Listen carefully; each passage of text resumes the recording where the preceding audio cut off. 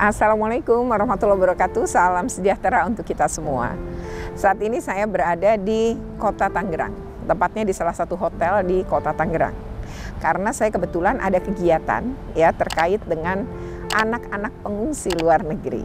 Nah, di sini saya ingin membuat video tentang satu rencana undang-undang, ya rancangan undang-undang yang sedang disiapkan oleh DPR RI dan masuk ke dalam prolegnas tahun 2022. Nah, apa nama RUU ini? RUU-nya adalah KIA. Jadi rancangan undang-undang kesejahteraan ibu dan anak. Nah, seperti apa? Karena ini mengundang pro dan kontra loh. Nah, seperti apa? Mari kita bahas dalam video ini. Sebelumnya jangan lupa untuk di-like, share, komen, and subscribe. Bagi yang belum subscribe, segera subscribe untuk terus terupdate dengan video tentang pendidikan dan anak.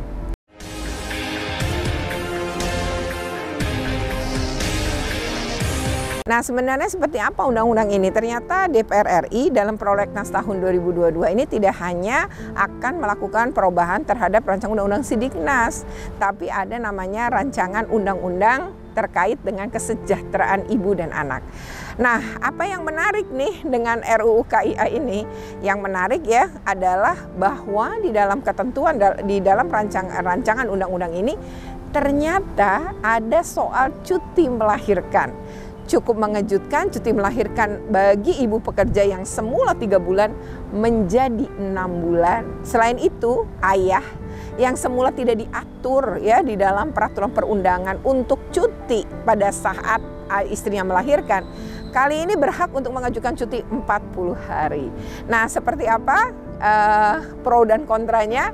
Ya, pro dan kontra itu misalnya satu, bagi yang kontra ya.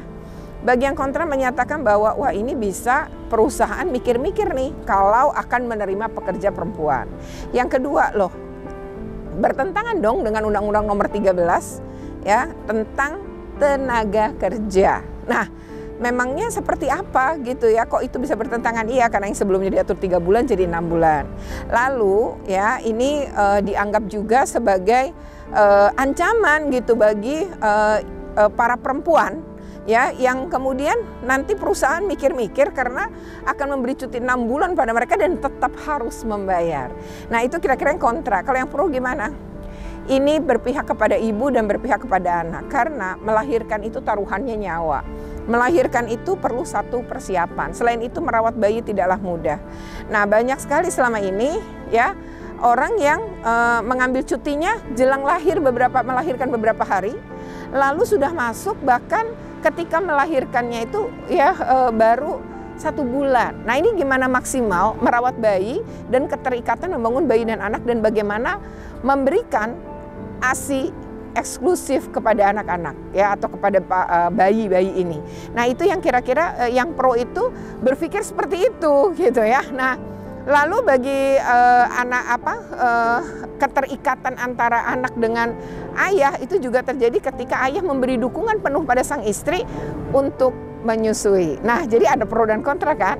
Nah, bagaimana dengan saya sendiri? Nah, kita akan bahas berikut ini, yaitu pandangan saya sebagai komisioner KPI atas rancangan Undang-Undang Kesejahteraan Ibu dan Anak.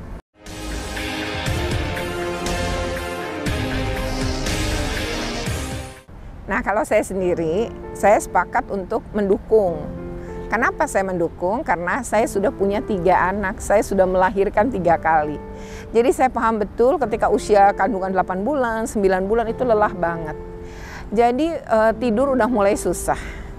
Kurang tidur, kelelahan, ya dada suka kadang-kadang kan jadi terasa sesak gitu ya, itu jelang-jelang melahirkan. Jadi kuncinya apa atau solusinya apa? Istirahat. Jadi memang harus segera melakukan apa?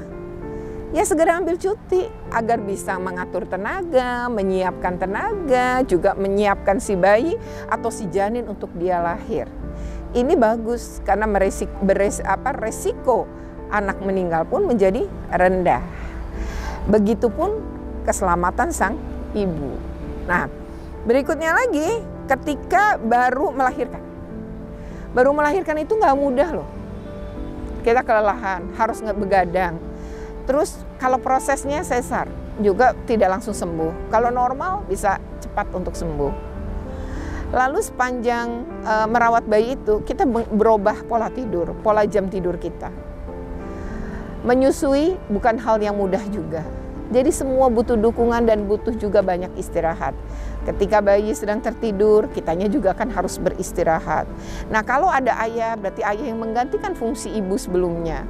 Lalu ayah juga bisa ganti popok si anak ketika malam hari, menyerahkan ke si ibu untuk kemudian disusui. Kalau masih nggak tidur juga, ayahnya bisa ikut gendong.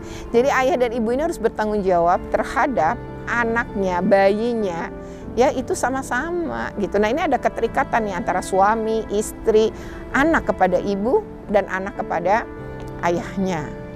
Ketika menyusui ya, memandang anaknya, mengelus anaknya, memeluk anaknya, itu juga membangun keterikatan secara emosional kepada bayi.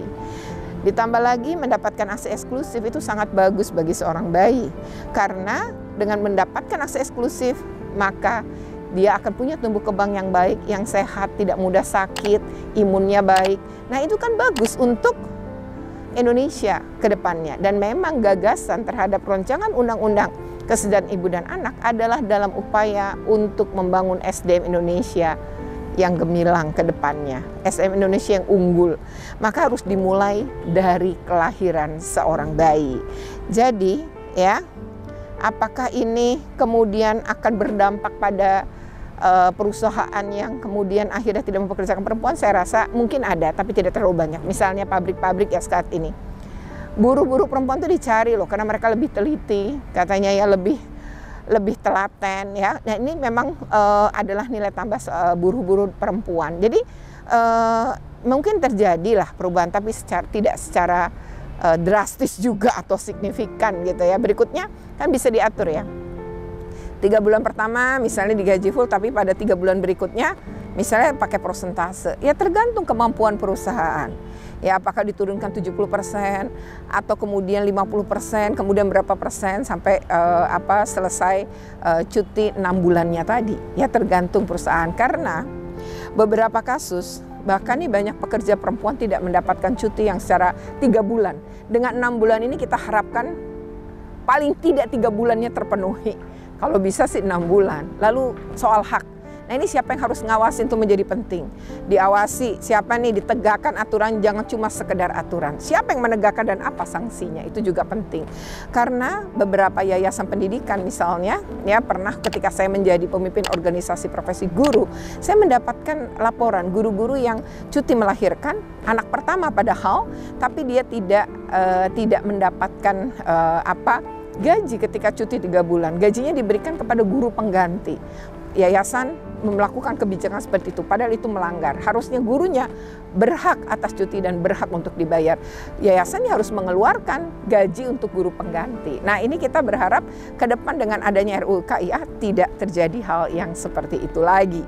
Ya, mudah-mudahan ini betul-betul ya pemerintah melalui Konvensi Hak Anak, negara betul-betul hadir untuk tumbuh kembang anak. Semoga sumber daya manusia yang unggul kelak ya bisa diperoleh ketika di negeri ini ya cuti 6 bulan, ini udah banyak kok negara yang cuti 6 bulan. Cuti 6 bulan ini bisa dipenuhi. Soal kemudian perusahaan bisa atau tidak memenuhinya, itu bisa sebenarnya dinegosiasi terkait besaran gaji. Ya, demikian mari kita dukung ya semua kebijakan, aturan yang memang berpihak kepada anak, membangun kepentingan terbaik bagi anak sesuai Konvensi Hak Anak. Demikian video ini, semoga bermanfaat. Jangan lupa untuk di-like, share, komen, dan subscribe ya. Bagi yang belum subscribe, segera subscribe agar terus terupdate dengan video-video tentang pendidikan dan anak. Oke, wassalamualaikum warahmatullahi wabarakatuh. Terima kasih.